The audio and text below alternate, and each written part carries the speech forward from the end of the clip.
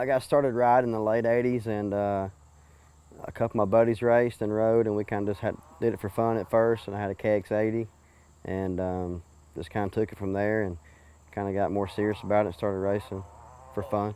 Racing to me back then was just to get out of the house, on the weekends and not sit around. It was something different than all the other kids did, and it was just something fun that other than just regular sports. I played football and baseball and all that stuff up until I got in high school, and once I got out of middle school, I quit all that and started really racing motocross and just having fun with it more. It just was a passion, it was just, it just gets in your blood. It's just a passion that you can't explain. Up until I was about 14 or so, I didn't even take it serious at all. I was just out having fun, riding with my buddies. And then when I got about 15, I started thinking, I really liked it. I wanted to, work harder and see how far I could take it. And it just took off from there. Probably when I was about 16, 17, I moved up to the B class and was doing pretty good locally, and qualified for the Red Lens the first time. And after I did that, I knew that I was, pretty good regionally, and racing with the best amateurs in the nation, and just took it one step further, and I ended up going to the Redas several more times, and several times in the 125 B class, and then the age classes, and after I raced pro, I qualified in the age classes. So it was 97 when I got my pro license, and I raced all the East Coast Supercrosses that year, 125 class, but it was really, really, really hard. It was a lot harder than I expected.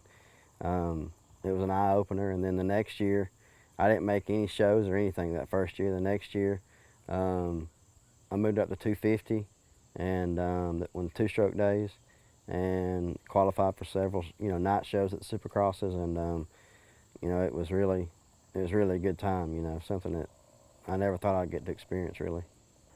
Life to me was back then, in '98, was nothing but motocross, but I still had a full-time job, and I worked, and I wished I could go back where I didn't have to work, where the guys these days just do nothing but train. I was having to do that in my spare time, and I would show up and those guys would train all week, and they'd be ready, and I had to kind of learn it on the weekends. So, but life to me back then was racing, and that's all I did, and went with my good buddies as my mechanic, and just had the time of our lives.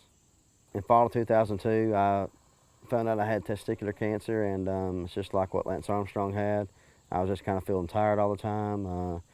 Had a pain in my side, and when I found it, it had spread to my side and up into my lungs. And when it did that, then I went in for surgery and started taking chemo, and I took chemo for 4 months, and then actually that same year, that was 2003, spring 2003, I was riding plus 25 and A class, and I actually qualified for the Redas as an alternate in plus 25, which was, I didn't think I could make it because I'd been taking chemo and I was so weak and sick, but I still made it like as an alternate. So I raced the Redas and finished, I can't remember, in 20th something place, plus 25 after I took chemo. And then while I was at Loretta's, the doctor called and said that it was back. I had a reoccurrence, and when I came back that next Monday, I had to go straight in and take chemo again.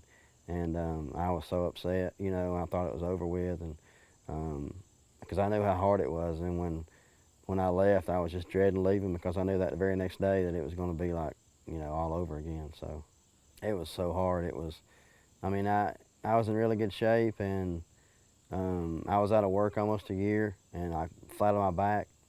Stayed sick all the time. I couldn't do anything. I could barely get up and go to the restroom or get up out of the bed or anything. And it took me a long time once I got over it just to get my strength back, endurance back. And the next set of chemo that I took was very strong. It was the same thing that Lance Armstrong took, and it really, really knocked me back, and it really, really put me on my back, and it made me sick, and it was just terrible. But I just had determination to get through it, and it was very hard, but I trusted in God to get me through it too, and determination too. It's just something that those two together just got me through it, So I just had a family, to take care of, and just my life. You know, I was 26 and I didn't want to die at 26. And so, you know, who does? But at 26, who think they'd get cancer too, you know? So when he came in and told me, I thought he was like, I thought he read the wrong scans or something.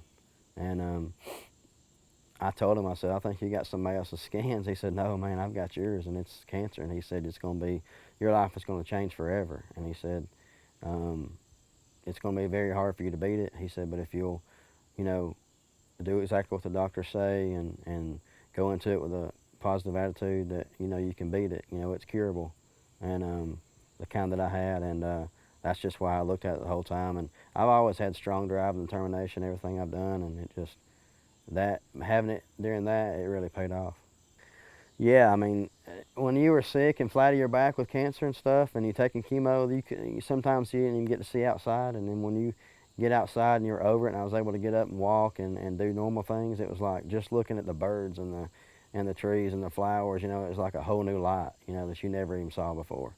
And still to this day, it's you know, you just think back, you know, that you've been on your deathbed, and you know, you don't want to go back there, but then again, it teaches you a lesson in life that, you know, don't take anything for granted. So I ended my pro career after I beat cancer. It took me about 2 years before I could even get my endurance back, and I just couldn't do it anymore. And I quit racing pro, and but I still raced, and I didn't race as much. But after about a year, I started trying to race back again. I ended up qualifying in plus 25 at Loretta's again, and then plus 30, and I've been to Loretta's like 8 or 9 times now. But you know, it's yeah, I definitely want to ride again. You know, that was my life, and it still is. I mean, it's not like it used to be, but I still enjoy doing it. You know, so yeah, riding's my passion. I mean, there's not many people that finds a passion in life. You know, and riding's definitely my passion, and you know, it's an outlet to normal day life, and you know, if you can find that in life, it helps you make it through it a lot easier. You know, in the hard times, stressful times, you know, you just take off with your passion and put everything outside, you know, to rest for a little while you're enjoying your passion. So still to this day, it releases that stress and that, you know, the need to just get away from everything, you know. I've been cancer free. Next month will be October 17th, 2013, makes the last day that I took chemo, and that's when they count the years and the anniversary. So next month, October 17th, makes 10 years. And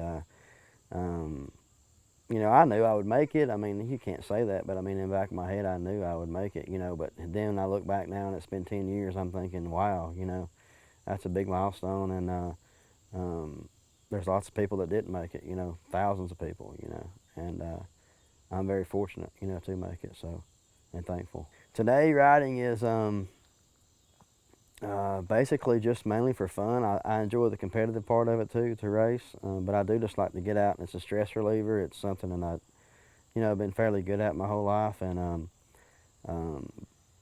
but it's still my passion, you know, and it's not like it used to be as far as like, you know, me really concentrating and doing it like I used to. Mainly now it's just for fun, but I don't want to give it up anytime soon. So. Now I stay pretty active riding road bikes, road bicycles, running, lifting small weights, stuff like that. And but motocross is definitely very physically demanding, and it takes a lot of endurance to do. And you know, especially if you're going to race competitively. And at the Red Lens at the national level, you can't just sit on the couch and do it, you know, every now and then. So today, riding to me is still something I, you know, strive to do, something I want to stay competitive at until I can't do it anymore. And it's just really, you know, you get together with your buddies too on the weekends, and even though you might not be racing, you're still with all your buddies, and it may not be every weekend, but you still get away and relieve stress and spend time with your buds, you know.